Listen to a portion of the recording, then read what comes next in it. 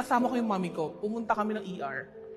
Tapos ayun na, tsaka lang sinabi sa akin na hindi na pala ako pwede umuwi. Kasi daw, may cardiomyopathy na pala ako. Next to stroke na ako. Before pandemic, yun nga, bukod sa umiinom kami, madala, lagi kami food trip, kasi syempre stress ka sa work, di ba? Nung after ko na mag-barley, as dating ng results ko, so I was literally crying. More than 3 years na nilalaban ko tong sakit ko. As in talaga normal. Dahil sa barley na to, naging believer ako eh. Kala ko simpleng juice lang siya. Tapos may nakapagsabi kasi sa akin na mas maganda yung juice. Kasi yung juice puro. Tsaka sobrang sarap. Kaya wag mula na sa I dedicated myself na inumin na siya araw-araw. Matutong mag-limit sa sarili. Hindi na ako nag-smoke, hindi na rin ako nag-drink. Yung katawan natin bibigay at bibigay yan eh.